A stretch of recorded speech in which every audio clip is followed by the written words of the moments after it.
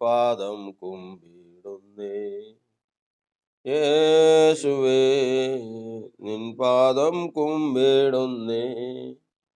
യേശുവേ നിൻ പാദം കുമ്പിടുന്നേ. നിസ്തൂല സ്നേഹത്താലേ ക്രിസ്തുവേ എന്നെയും നീ. നിസ്തൂല സ്നേഹത്താലേ ക്രിസ്തുവേ എന്നെയും നീ. നിന്മകനാക്കുവാൻ തിന്മകൾ നീക്കുവാൻ വിൺമഹിമ വെടിഞ്ഞോ. ഹാലേലൂയാ ആമേൻ. ഹാലേലൂയാ. യേശുവേ നിൻ പാദം കുമ്പിടുന്നേ. യേശുവേ നിൻ പാദം കുമ്പിടുന്നേ. യേശുവേ നിൻ പാദം കുമ്പിടുന്നേ. സ്നേഹത്തിനാഴി തന്നിൽ മുങ്ങി ഞാൻ ഇന്നു മന്നിൽ. സ്നേഹത്തിനാഴി തന്നിൽ മുങ്ങി ഞാൻ ഇന്നു മന്നിൽ. ആമായം മാറിയും ആനന്ദമേറിയും വാഴുന്നു ഭീതിയന്യേ. ഹാലേലൂയാ ആമേൻ. ഹാലേലൂയാ. യേശുവേ നിൻ പാദം കുമ്പിടുന്നേ. യേശുവേ നിൻ പാദം കുമ്പിടുന്നേ. യേശുവേ നിൻ പാദം കുമ്പിടുന്നേ. എന്നുമേ ഞാനിനിയും നിന്നൂടെ സ്വന്തമത്രേ. എന്നുമേ ഞാനിനിയും നിന്നൂടെ സ്വന്തമത്രേ. ഒന്നുമേ ശക്തമല്ലി ബന്ധം മാറ്റുവാൻ എന്തൊരു ഭാഗ്യമിത്. ഹാലേലൂയാ ആമേൻ. ഹാലേലൂയാ. യേശുവേ നിൻ പാദം കുമ്പിടുന്നേ. യേശുവേ നിൻ പാദം കുമ്പിടുന്നേ. യേശുവേ നിൻ പാദം കുമ്പിടുന്നേ. കർത്താവിൻ്റെ പരിശുദ്ധ നാമത്തിന് മഹത്വം ഉണ്ടാകുമാറാകട്ടെ. ക്രിസ്തുയേശുവിൻ്റെ ധന്യമായ നാമത്തിൽ ഇന്ന് ഈ വചന പഠനത്തിനായി കടന്നു വന്നിരിക്കുന്ന ഏവർക്കും സ്നേഹവന്ദനം അറിയിക്കുകയാണ്. കഴിഞ്ഞ ചില ആഴ്ചകളിൽ ഒരു മനുഷ്യൻ്റെ അനുസരണത്തെക്കുറിച്ച് നമ്മൾ പഠിക്കുവാനിടയായി തീർന്നു. മാനവരാശി ദൈവത്തോടൊപ്പം നടന്നവരും ജീവിച്ചിരുന്നവരുമാണ്. അനുസരണക്കേട് നിമിത്തമാണ് അകന്നുപോയത്. അനുസരണ നിമിത്തമല്ലാതെ ഇനി വീണ്ടും അടുക്കാൻ സാധിക്കുകയില്ല. അതുകൊണ്ട് ഒരു മനുഷ്യൻ്റെ ജീവിതത്തിൽ ദൈവം ഏറ്റവും അധികം ആഗ്രഹിക്കുന്നത് അനുസരണമാണ്. അങ്ങനെ ദൈവത്തെ അനുസരിക്കണം എന്ന് പറയുമ്പോൾ ദൈവത്തെ അനുസരിക്കുന്ന ഒരു വ്യവസ്ഥയാണ് ദൈവം നിർദ്ദേശിക്കുന്ന, അല്ലെങ്കിൽ ദൈവം ഈ ഭൂമിയിൽ മനുഷ്യനെ ആക്കി വയ്ക്കുന്ന സാഹചര്യങ്ങളെയും അനുസരിക്കേണ്ടതുണ്ട് എന്ന് നാം പഠിക്കുകയായിരുന്നു. അങ്ങനെ പഠിച്ചപ്പോൾ ഒരു മനുഷ്യൻ അനുസരിക്കേണ്ടത് ദൈവത്തെ അനുസരിക്കണം, മാതാപിതാക്കളെ അനുസരിക്കണം, അതുപോലെ തന്നെ വാഴ്ചകളെയും അധികാരങ്ങളെയും അനുസരിക്കണം, നടത്തുന്നവരെ അനുസരിക്കണം, ഗുരുക്കന്മാരെ അനുസരിക്കണം എന്ന് നമ്മൾ പഠിക്കാനിടയായി തീർന്നു. ദൈവത്തെ അനുസരിക്കുന്നത് നിത്യജീവന് വേണ്ടിയിട്ടും, മാതാപിതാക്കളെ അനുസരിക്കുന്നത് ദീർഘായുസ്സിന് വേണ്ടിയിട്ടും, വാഴ്ചകളെയും അധികാരങ്ങളെയും അനുസരിക്കുന്നത് വാഴ്ചകളിലും അധികാരങ്ങളിലും കൂടി മനുഷ്യർക്ക് അംഗീകാരവും പുകഴ്ചയും ലഭിക്കാൻ വചനത്തിൽ വ്യവസ്ഥയുള്ളതുപോലെ അത് ലഭിക്കാൻ വേണ്ടിയിട്ടും, നടത്തുന്നവരെ അനുസരിക്കുന്നത് ദൈവത്തിൻ്റെ വചനപ്രകാരമുള്ള അനുഗ്രഹം പ്രാപിക്കേണ്ടതിന് വേണ്ടിയിട്ടും അതുപോലെ തന്നെ ഗുരുക്കന്മാരെ അനുസരിക്കേണ്ടത് ഗുരുവിനെ പോലെ ആയിത്തീരുവാനും. ഇങ്ങനെയുള്ള കാര്യങ്ങൾ കഴിഞ്ഞ ആഴ്ച നമ്മൾ പഠിക്കാനിടയായി തീർന്നു. ഇനി ഇതിൻ്റെ മറ്റൊരു ഭാഗവും കൂടി ഉണ്ട്. അത് ഇന്ന് ചിന്തിക്കുന്നില്ല. അത് നമുക്ക് അടുത്ത ഒരു ഘട്ടം കഴിഞ്ഞിട്ട് ചിന്തിക്കാം. കാരണം ഈ 5 കാര്യങ്ങൾ നമ്മുടെ ജീവിതത്തിൽ ഏറ്റവും ശ്രദ്ധയോടെ അനുസരിക്കേണ്ട കാര്യങ്ങളായതുകൊണ്ട് നമ്മൾ അതിനെക്കുറിച്ച് ഗ്രഹിച്ചിരിക്കുന്നവരും പഠിക്കുന്നവരും അതിൽ നിലനിൽക്കുന്നവരുമായി തീരുവാൻ കർത്താവിൻ്റെ ആത്മാവ് നമ്മെ സഹായിക്കുമാറാകട്ടെ. ഇനി അതിൽ പഠിക്കാനുള്ളത് അനുസരിക്കരുതാത്തവരുണ്ട്. മനുഷ്യൻ അനുസരിക്കരുതാത്ത കാര്യങ്ങളുണ്ട്. അതിനെക്കുറിച്ചാണ് ഇനി നമ്മൾ ചിന്തിക്കേണ്ടത്. അത് ഇപ്പോൾ ചിന്തിക്കുന്നില്ല. അത് ഈ ഒരു ഘട്ടം കഴിഞ്ഞിട്ട് നമുക്ക് ചിന്തിക്കാം. നമുക്ക് ചില നാളുകളായിട്ട് തന്നെ നമ്മൾ ശ്രദ്ധയോടെ പഠിക്കാൻ ആഗ്രഹിക്കുന്ന കാര്യമാണ് യേശു നമ്മെ സംബന്ധിച്ച് അല്ലെങ്കിൽ സഭയെ സംബന്ധിച്ച് ആരാണ്? യേശു നമുക്ക് ഏതെല്ലാം തരത്തിലാണ് നമുക്ക് സഹായം ചെയ്യുന്നതും നമ്മെ നിർത്തുന്നതും നടത്തുന്നതും അനുഗ്രഹിക്കുന്നതും നമ്മെ വളർത്തുന്നതുമായ ആ വഴികൾ എന്നിങ്ങനെ എന്നുള്ളത് നമ്മൾ ഗ്രഹിച്ചിരിക്കണം. യഥാർത്ഥത്തിൽ അത് പഠിക്കുമ്പോൾ ഏകദേശം 100 പാഠങ്ങളാണ് അതിനുള്ളത്. അത്രമാത്രം വിശാലമാണ് ആ വിഷയം. എന്നാൽ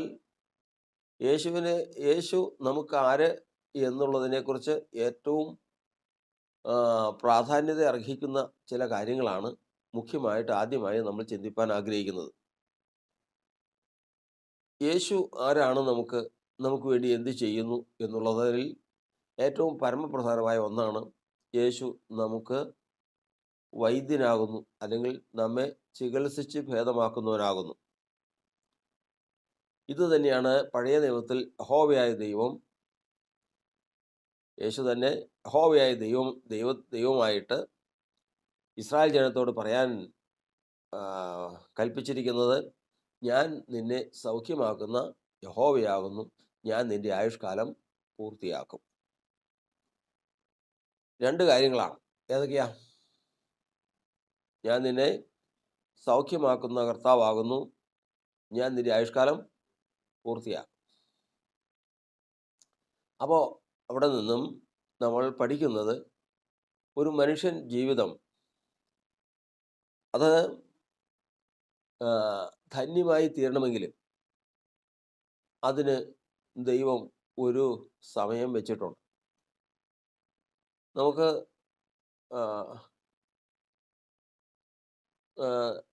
വചനം പഠിക്കുമ്പോൾ ഇപ്രകാരം നമ്മൾ പഠിക്കുന്നു: സ്വർഗരാജ്യം ഒരു സ്ത്രീ ഒരു കലത്തിൽ മാവ് കലക്കി വെച്ചതിന് ശേഷം അതിലേക്ക് ഒരല്പം പുളിപ്പ് ഇടും. പുളിപ്പിട്ട് കഴിഞ്ഞാൽ അതിന് ഒരു സമയമുണ്ട്. 5 മണിക്കൂർ, 6 മണിക്കൂർ, അല്ലെങ്കിൽ 7 മണിക്കൂർ, 8 മണിക്കൂർ, അങ്ങനെ ഒരു സമയം കരുതിയിട്ടുണ്ട്. ഈ സമയമാകുമ്പോഴേക്കും ഇത് മുഴുവനും, ഈ പിണ്ടം മുഴുവനും അപ്പം ഉണ്ടാക്കാൻ തക്ക രീതിയിൽ, അല്ലെങ്കിൽ ദോശ ഉണ്ടാക്കാൻ തക്ക രീതിയിൽ പുളിച്ചിരിക്കും. അതിന് വേണ്ടിയിട്ടുള്ള ആദ്യ ഭാഗമാണ് ഇടുന്നത്. അപ്പോൾ ഇതുപോലെ മനുഷ്യനെ സംബന്ധിച്ച് അവൻ ജനിക്കുമ്പോൾ തന്നെ അവൻ ആയുഷ്കാലം പൂർത്തിയാക്കി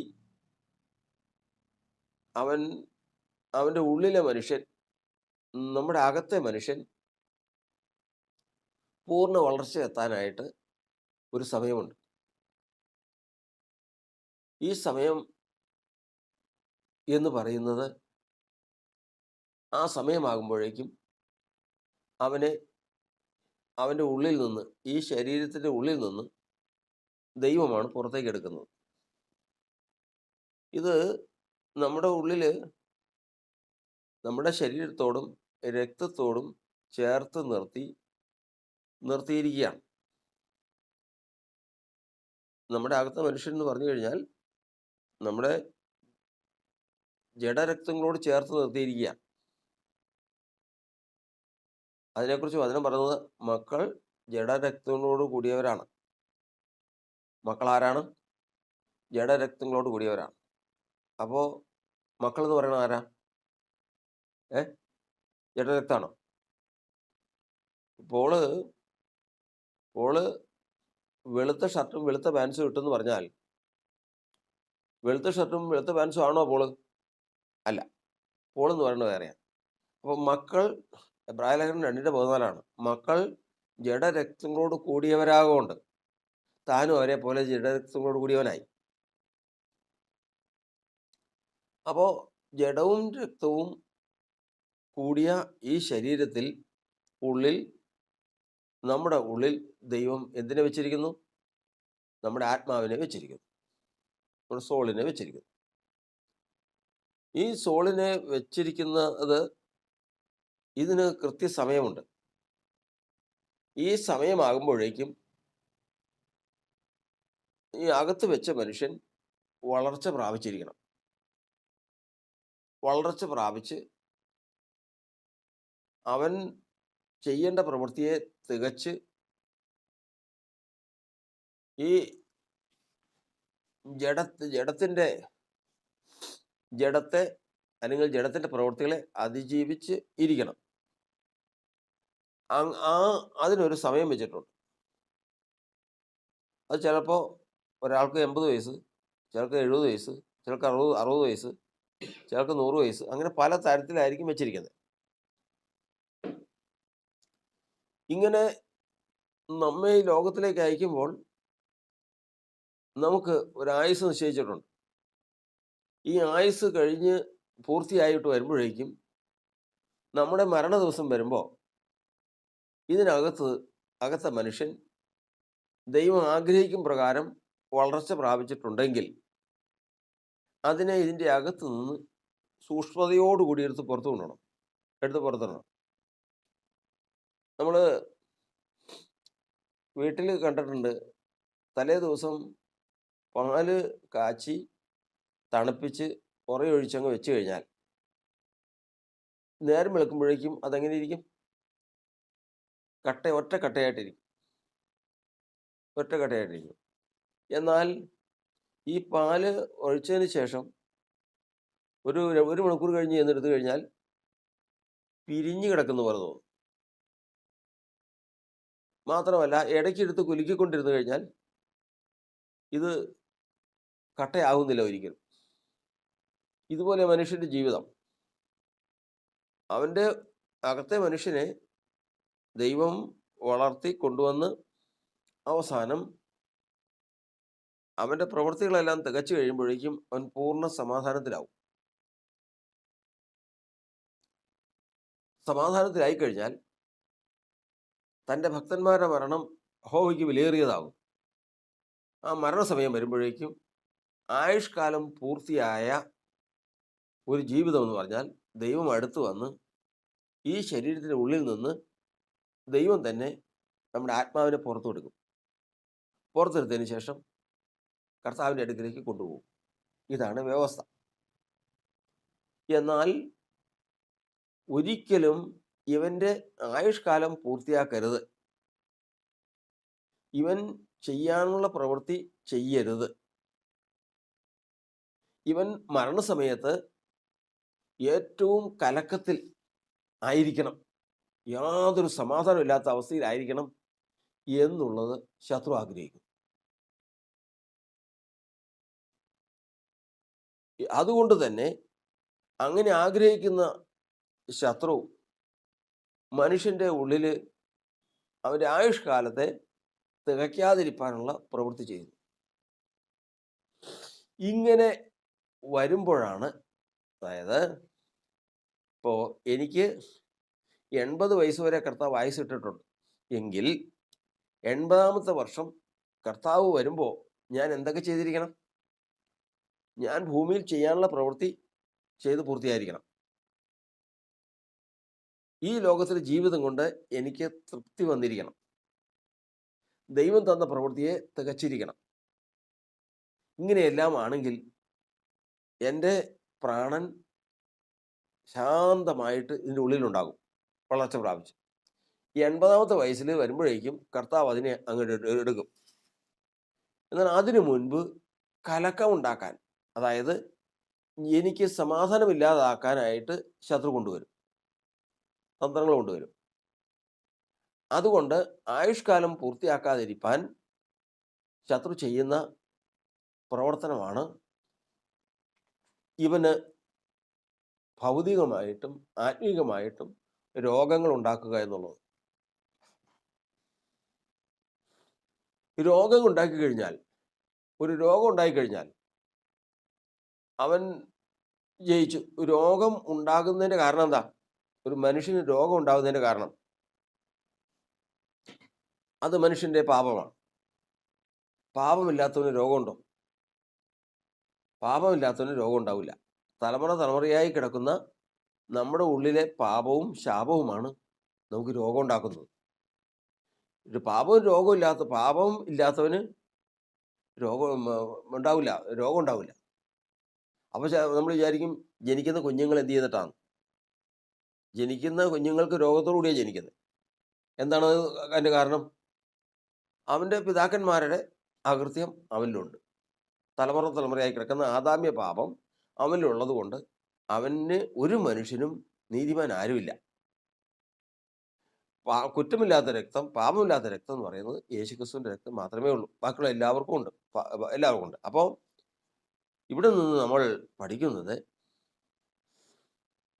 മനുഷ്യന് ആയുഷ്കാലം ഇല്ലാതെയാക്കുവാൻ ശത്രു കൊണ്ടുവരുന്ന പ്രവർത്തനമാണ് രോഗം. രോഗം രണ്ട് വിധത്തിലുണ്ട്. ഒന്ന് ആത്മീക രോഗങ്ങളുണ്ട്, രണ്ട് ഭൗതിക രോഗങ്ങളുണ്ട്. നമ്മൾ സാധാരണ ലോകത്തിൽ ഭൗതിക രോഗങ്ങളെ കണ്ടു വളരുന്നവരാണ്.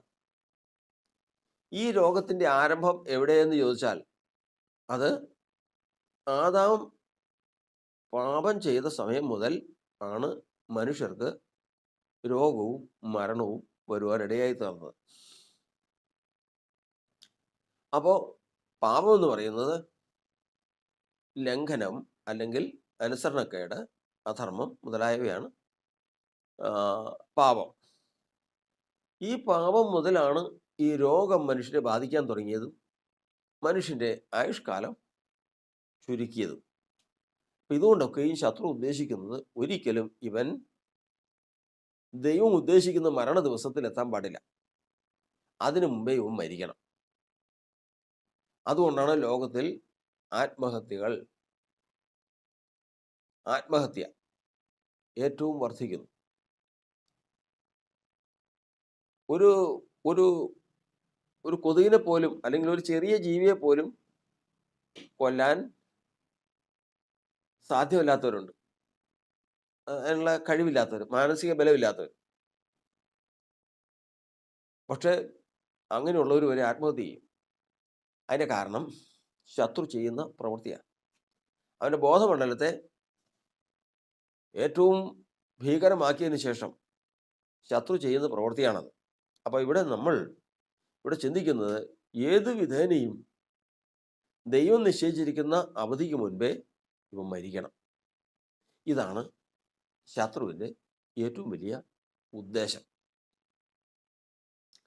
രണ്ടാമത്തത് നമ്മൾ പഠിച്ചതുപോലെ ഇവൻ്റെ സമാധാനത്തിൽ ആയിരിക്കരുത്. മരണസമയത്തും ഇവൻ സമാധാനമില്ലാത്തവനായിരിക്കണം. മൂന്നാമത്തത് ദീർഘായുസ് കൊണ്ട് തൃപ്തി വരാത്തവനായിരിക്കണം. ആയുഷ്കാലം, അതായത് 100 വയസ്സ് വരെ ജീവിച്ചാലും ഇനിയും കുറച്ചുകൂടെ ജീവിക്കാൻ എനിക്ക് സാധിച്ചിരുന്നെങ്കിൽ എന്ന് ചിന്തിക്കുന്ന മനുഷ്യരുണ്ട്. കാരണം അവർക്ക് എന്ത് വന്നിട്ടില്ല? ദീർഘായുസ് കൊണ്ട് ആയുസ് ജീവിച്ച് മതിയായിട്ടില്ല. ഇങ്ങനെയുള്ള അനവധി കാര്യങ്ങൾ മനുഷ്യർക്ക് ഭവിക്കുന്നത് എന്തുകൊണ്ട് എന്നുള്ളതാണ് ഇന്നു മുതൽ നമ്മൾ പഠിക്കുന്ന പഠനത്തിൻ്റെ ഉദ്ദേശം. അപ്പോൾ ഏതിലായിരുന്നാലും ശത്രു മനുഷ്യനെ വഞ്ചിച്ച് ആത്മീകമായിട്ടും ഭൗതികമായിട്ടും രോഗികളാക്കിയെങ്കിലും ദൈവമാകട്ടെ ഈ വരുന്ന രോഗത്തെ ഏതു വിധേനയും ചികിത്സിച്ച് ഭേദമാക്കുവാൻ തക്കവണ്ണം അവന് വേണ്ടി പ്രവർത്തിക്കുന്ന വൈദ്യനായിട്ട് കർത്താവ് പ്രവർത്തിക്കാൻ തുടങ്ങി. അങ്ങനെ ഭൗതികമായ രോഗം സൗഖ്യമാക്കുന്നു, ആത്മീയമായ രോഗവും സൗഖ്യമാക്കുന്നു.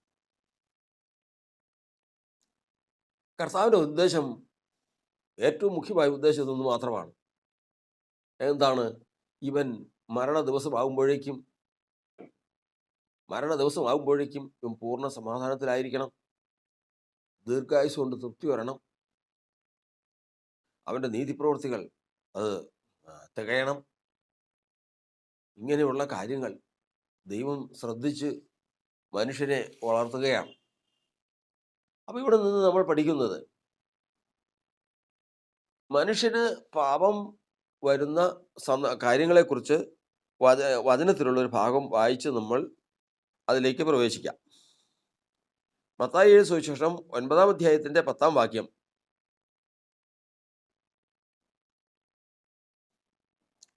യേശു ഈ ലോകത്തിലായിരുന്നപ്പോൾ അവൻ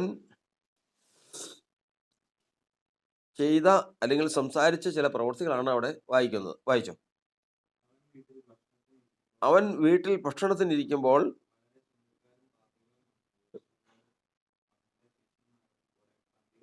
അവൻ ഭക്ഷണം കഴിക്കാനിരിക്കുമ്പോൾ അവൻ്റെ ശിഷ്യന്മാരോടും അവനോടും കൂടി ചുങ്കക്കാരും പാപികളും വന്ന്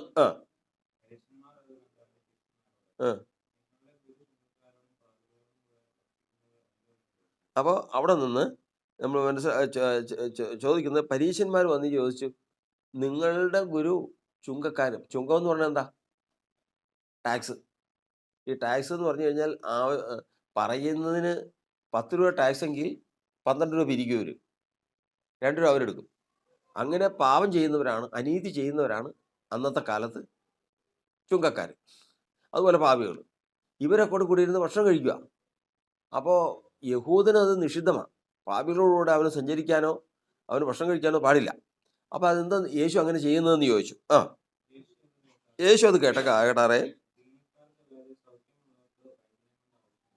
ദീനക്കാർക്കല്ലാതെ സൗഖ്യമുള്ളവർക്ക് വൈദ്യനെ കൊണ്ട് ആവശ്യമില്ല. അപ്പോൾ ദീനക്കാർക്ക് വൈദ്യൻ ആരാ അവിടെ?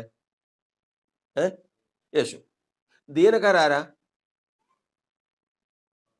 പാപികളും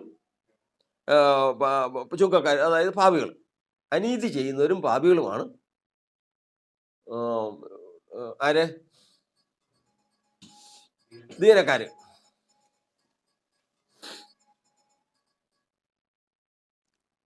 അപ്പോൾ ദീനക്കാരെന്ന് പറയുന്നത് പാപികളാണ്, അനീതി ചെയ്യുന്നവരാണ്.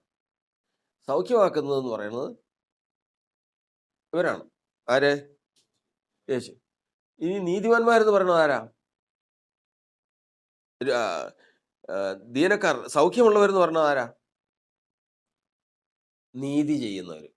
അവിടെ ആ 3 ഭാഗങ്ങൾ നമ്മൾ ഓർത്തു കൊള്ളണം. യേശു വൈദ്യനാണ്, അനീതി ചെയ്യുന്നവൻ രോഗിയാണ്, നീതി ചെയ്യുന്നവൻ സൗഖ്യമുള്ളവനാണ്. അത് പറഞ്ഞേ, എന്തൊക്കെയാ പറഞ്ഞേ? രോഗി ആരാ? പാപികളും ദ്രോഹികളും. പിന്നെ സൗഖ്യമുള്ളവൻ ആരാ? നീതിമാന്മാർ. പിന്നെ ഇനി വൈദ്യനാരാ? വൈദ്യൻ യേശു. അപ്പൊ യേശു പറഞ്ഞു, യേശു ലോകത്തിലേക്ക് വന്നത് എന്തിനു വേണ്ടിയിട്ടാ? സൗഖ്യമുള്ളവരെ അന്വേഷിച്ചല്ല ഞാൻ വന്നത്. പിന്നെന്താ? രോഗികളെ അന്വേഷിച്ചാ വന്നേ, ദീനക്കാരെ നോക്കിയാ വന്നേ. എന്തിനു വേണ്ടിയിട്ട്?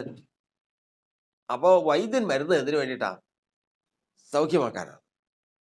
അപ്പോൾ യേശു ലോകത്തിലേക്ക് വന്നത് ഈ ലോകത്തിലുള്ള രോഗികളെ സൗഖ്യമാക്കാനാണ്.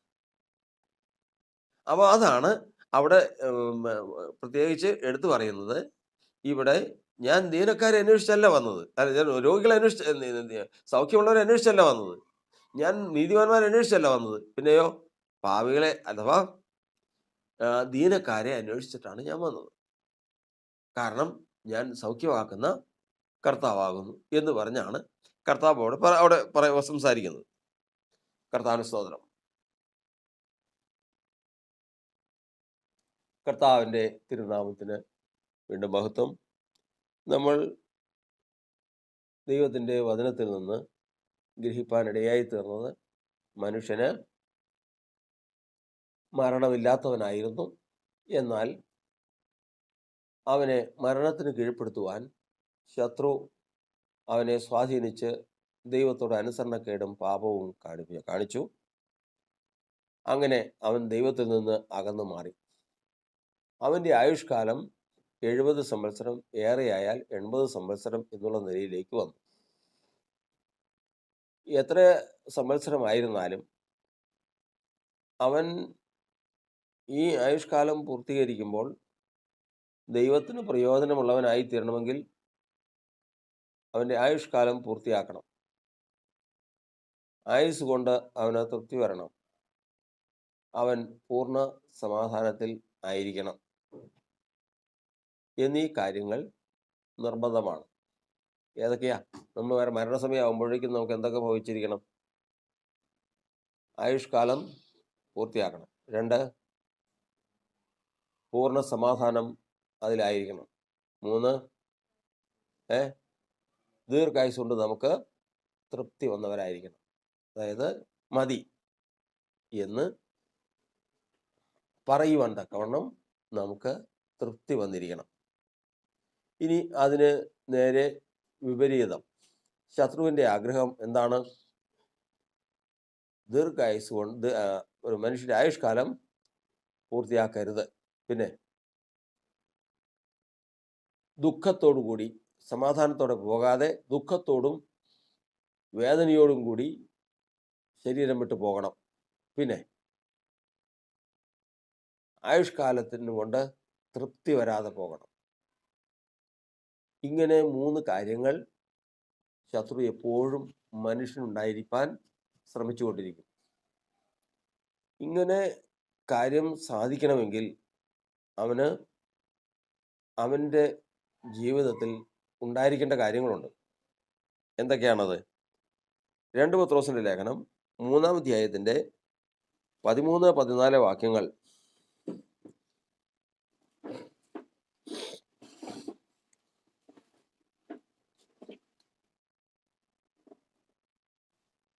എന്നാൽ നാം അവൻ്റെ വാഗ്ദത്ത പ്രകാരം നീതി വസിക്കുന്ന പുതിയ ആകാശത്തിനും പുതിയ ഭൂമിക്കുമായിട്ട് കാത്തിരിക്കുന്നു.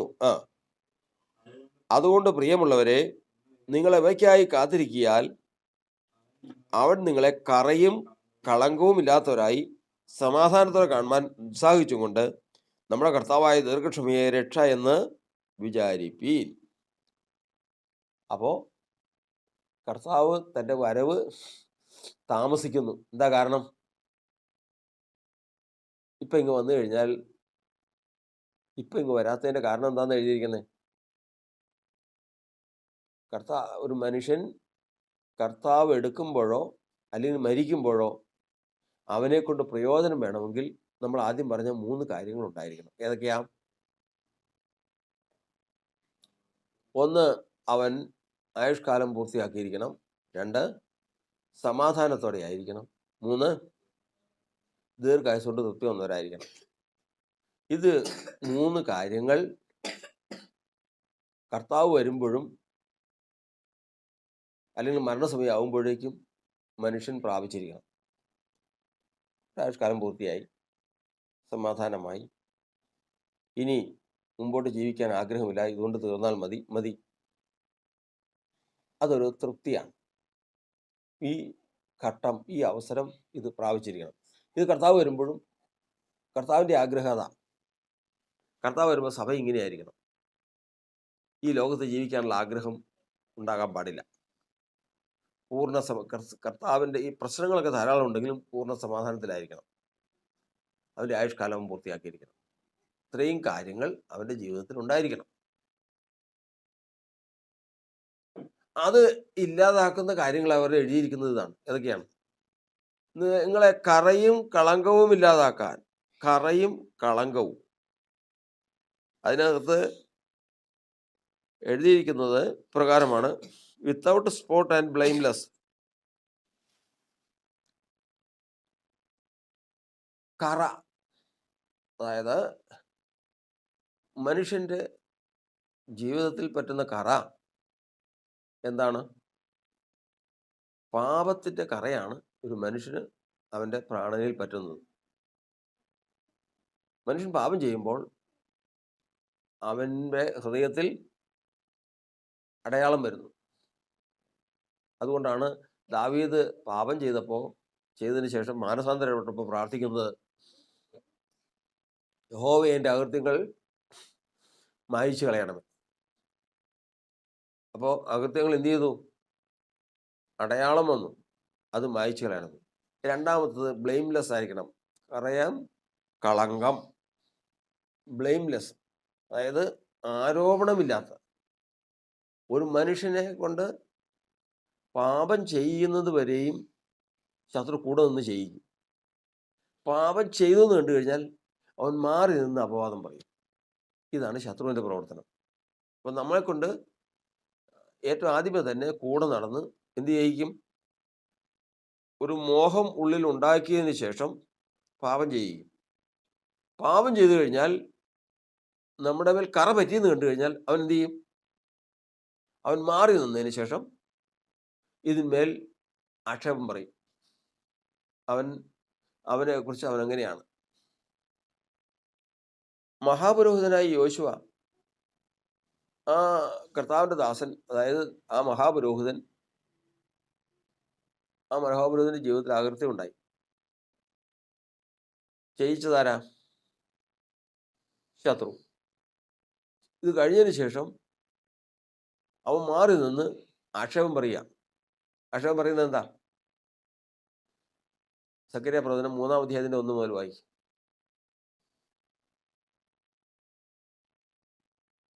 സക്കറിയ പ്രവചനം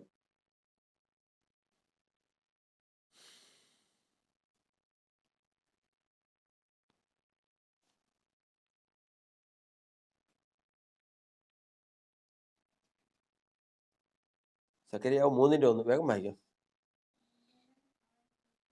അനന്തരം അവൻ എനിക്ക് മഹാപുരോഹിതനായ യോശുവ യഹോവയുടെ ദൂതന് മുമ്പിൽ നിൽക്കുന്നതും സാത്താൻ അവനെ കുറ്റം ചുമത്തുവാൻ അവന് വലതുഭാഗത്ത് നിൽക്കുന്നതും കണ്ടു.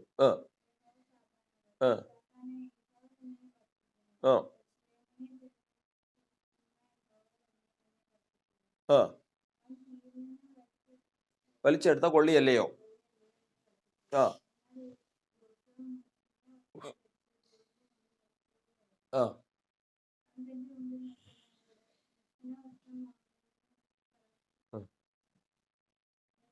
ആ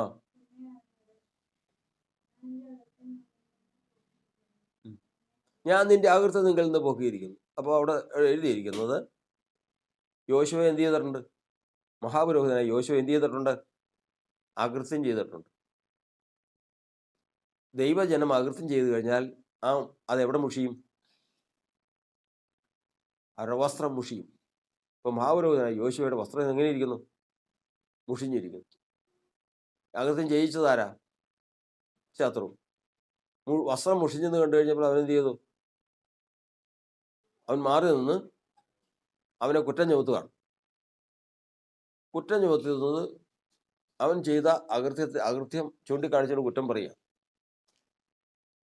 അപ്പോ ഇങ്ങനെയുള്ള കറ, കളങ്കം, അപ്പോൾ 2 തരത്തിലുള്ളതാണ് കറ.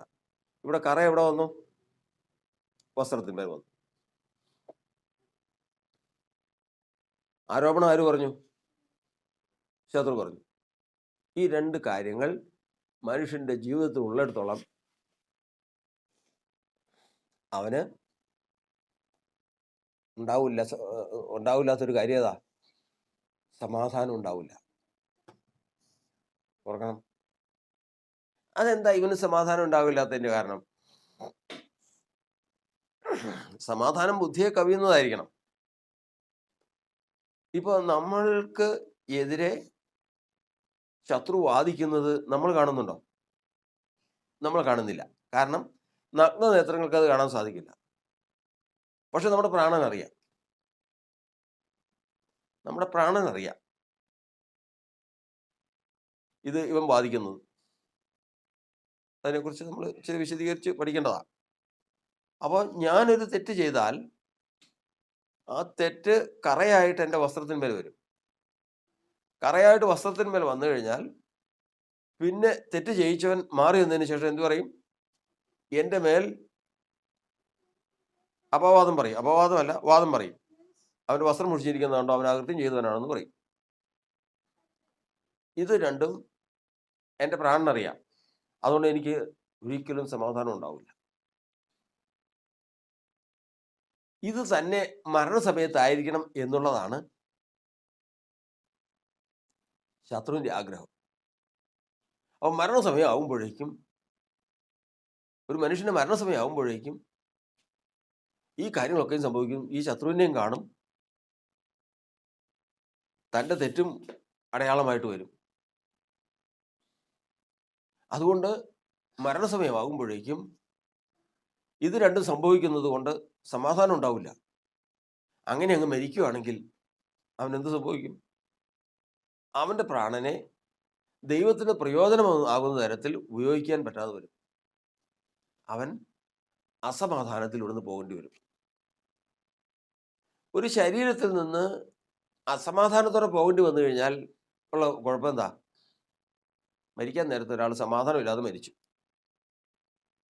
അവനുള്ള പ്രശ്നം എന്താ? ആ ആത്മാവിനെ കുറിച്ചുള്ള പ്രശ്നം എന്താ? 13:20 വായിക്കും, എബ്രായ ലേഖനം.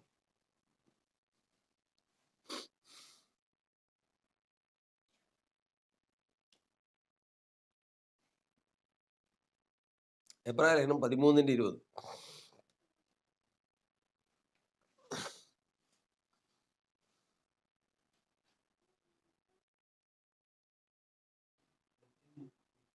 നിത്യ നിയമത്തിന്റെ രക്തത്താൽ ആടുകളുടെ വലിയ ഇടയനായ നമ്മുടെ കർത്താവായ യേശുവിനെ മരിച്ചവരുടെ ഇടയിൽ നിന്ന് മടക്കി വരുത്തിയ സമാധാനത്തിന്റെ ദൈവം മരിച്ചവരുടെ ഇടയിൽ നിന്ന്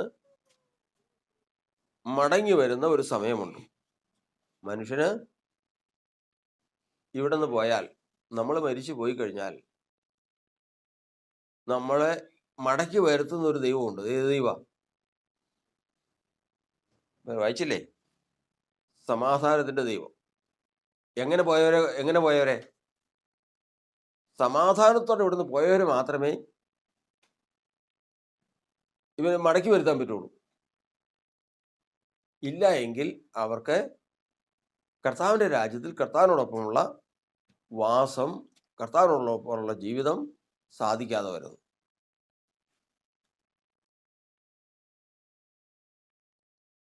അപ്പൊ അതുകൊണ്ട് കർത്താവിൻ്റെ വചനത്തിൽ നമ്മൾ പഠിക്കുന്നത്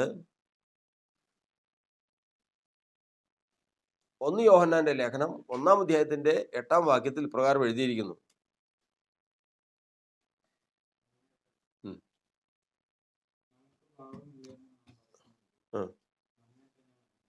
നമുക്ക് പാപമില്ല എന്ന് നാം പറയുന്നുവെങ്കിൽ നമ്മെ തന്നെ വഞ്ചിക്കുന്നു. സത്യം നമ്മിൽ ഇല്ലാതെയായി. നമ്മുടെ പാപങ്ങളെ നാം ഏറ്റു പറയുന്നുവെങ്കിൽ അവൻ നമ്മളോട് പാപങ്ങളെ ക്ഷമിച്ച് സകല അനീതിയും പോക്കി നമ്മെ ശുദ്ധീകരിപ്പാൻ വിശ്വസ്തനും നീതിമാനുമാകും. അവൻ സൗഖ്യമാക്കുന്ന ഒരു വഴിയാണ് പറഞ്ഞത്. എന്ത് ചെയ്യണം? നമുക്ക് സമാധാനമില്ലാതാക്കുന്ന കറയും കളങ്കവും നീക്കിക്കളയുവാൻ നമ്മുടെ പാപങ്ങളെ ദൈവത്തിന് മുമ്പാകെ ഏറ്റുപറയുമ്പോൾ, കർത്താവിന് മുമ്പാകെ ഏറ്റുപറയുമ്പോൾ അവൻ നമ്മുടെ പാപങ്ങളെ നീക്കി കറയും ചുളുക്കവും മാറ്റി, കറയും കളങ്കവും അങ്ങ് നീക്കിക്കഴിഞ്ഞാൽ നമ്മുടെ പ്രാണൻ ഏത് നിലയിലായി? കറയും കളങ്കവും ഇരിക്കുന്ന ഒരു മനുഷ്യന്റെ പ്രാണനുള്ള പ്രത്യേകത എന്താ? സമാധാനം ഉണ്ടാവില്ല. എന്നാൽ കറയും കളങ്കവും അങ്ങ് നീക്കുന്നതോടുകൂടി ഈ പ്രാണൻ എങ്ങനെയായിത്തീരുന്നു? സമാധാനത്തിലായിത്തീരുന്നു. ഇതാണ്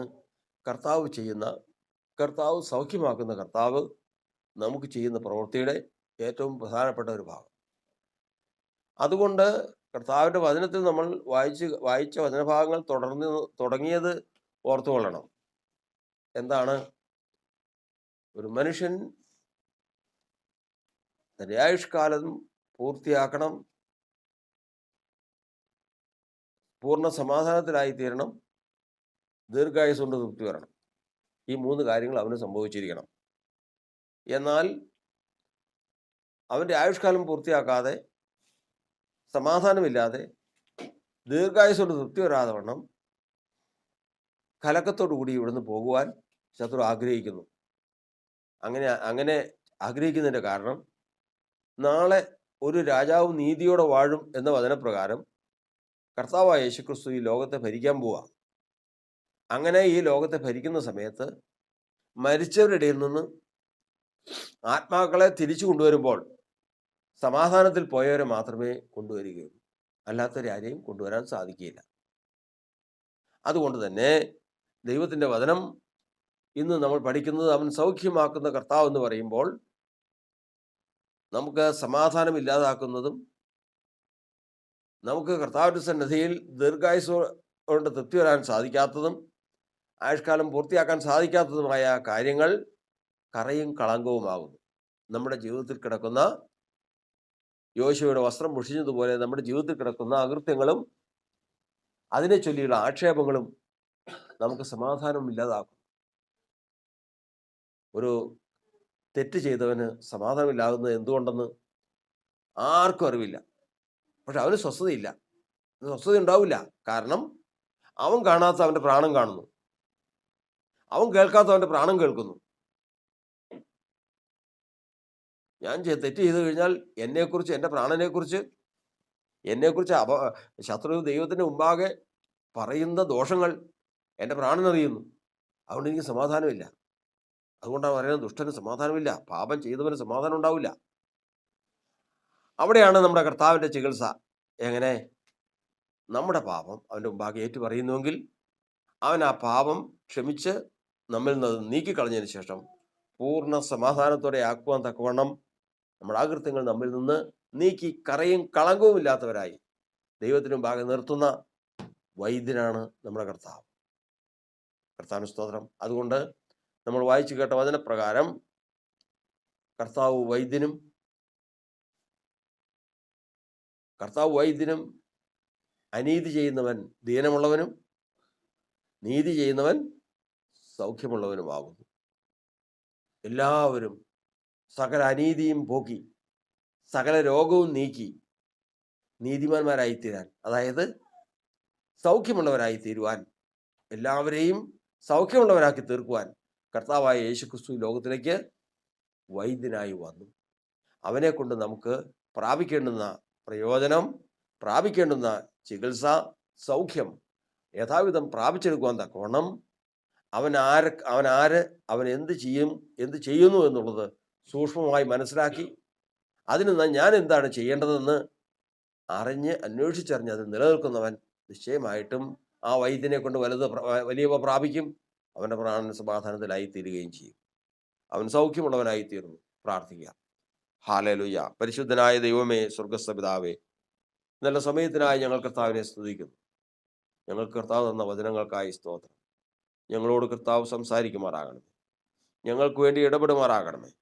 കർത്താവ് ഞങ്ങളെ സൗഖ്യമാക്കുന്ന കർത്താവാകുന്നു.